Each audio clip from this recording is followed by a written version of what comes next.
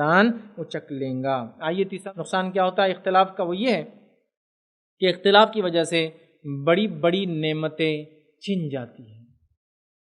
اب کیسی نعمت چھنی آپ دیکھ لیجیے تو آپ سمجھیں کتنی بڑی نعمتیں چھن جاتی ہیں۔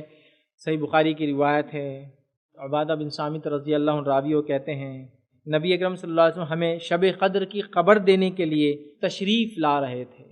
نبی اکرم صلی اللہ علیہ وسلم ہمیں شب قدر کی خبر دینے کے لیے تشریف لا رہے تھے کہ دو مسلمانوں میں آپس میں جھگڑا کرنے لگے۔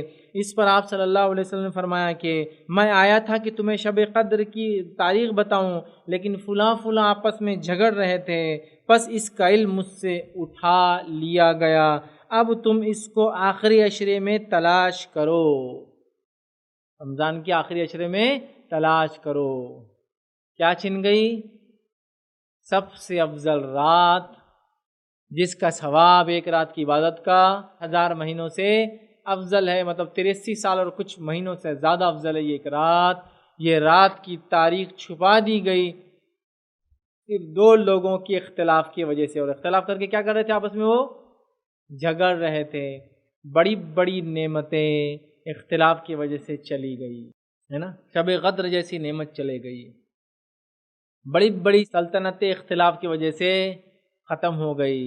اگر آپ الاندلس کی تاریخ پڑھیں گے نا، الاندلس اس کو بولتے ہیں اندلس، اندلس ہو سکتا ہے بہت کم مسلمانوں کو معلوم ہو، لیکن پورا یورپ جانتا اندلس کس کو بولتے ہیں۔ اندلس بولتے ہیں اسپین کو، اسپین اور پرتگیز دونوں ملا کے بنتا تھا اندلس، ٹھیک ہے؟ وہ لوگ جانتے ہیں اس کو یورپ کہ اندلس اسپین کو کہتے ہیں۔ تو اسپین میں مسلمانوں کی شاہ نشان حکومت تھی۔ کتنے سال؟ ایک دو سال نہیں، کم و بیش 700 سال۔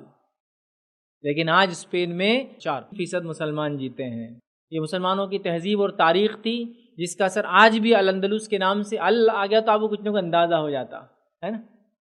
اسی طرح جو ہے وہاں کا جو سب سے بڑا نام بھی دیکھیے ان کے بادشاہوں کے، اور اس نام سے تو فلمیں بھی آئی، السڈ دا کانکرر، دا کیمپیڈور، یہ نام آپ نے سنا ہوگا، فلمیں آئی تھی پہلے زمانے میں بہت السڈ کے نام سے، السڈ السید، ٹھیک ہے، کہ ماسٹر، آقا، بڑے سردار، تو ان کے بڑے لیڈرز کو، جو ایک بہت مشہور ان کا لیڈر گزرا ہے اس کو السڈ کہتے تھے، السڈ السید، وہ لوگ اسپینی زبان بولتے تھے، وہ کرتے تھے۔ یہ اثر ہے مسلمانوں کا ان پر، معلوم آپ، اور بڑی بڑی تاریخی شخصیات جو ان کے اندر گزری ہے وہ مسلمان گزری ہے، سمجھ رہے آپ بات؟ بہرحال بتانے کا مقصد یہ تھا کہ اتنی بڑی شاہ نشان حکومت کی، لیکن آخر زمانے میں اختلاف ہوا۔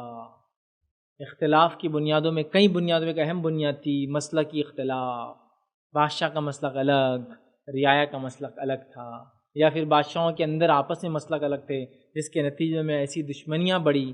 نتیجتاً اسپینیوں نے ان کے ساتھ مل کر مسلمانوں کو پہلے ختم کیا اور بعد میں ان کو بھی ختم کیا، جس میں باو عبدل نام کا جو آخری بادشاہ گزرا ہے، ابو عبداللہ نام تھا لیکن اسپینی لوگ اس کو باو عبدل بولتے تھے، تو اس نے بہرحال اس کی حکومت دیکھی، اس نے اپنے تمام بھائیوں کو قتل کیا اسپینیوں کے ساتھ مل کر، اور آخر میں جب اسپین پہ کوئی نہیں بچا، وہ اکیلا تھا، اس کو جو وعدہ کیا گیا آدھا اسپین ملیں گا، آدھا اسپین تو نہیں، اس کی جان بھی گئی اور پورا اسپین ہاتھ سے گیا۔ یہ ہوتا ہے اختلاف کا نقصان۔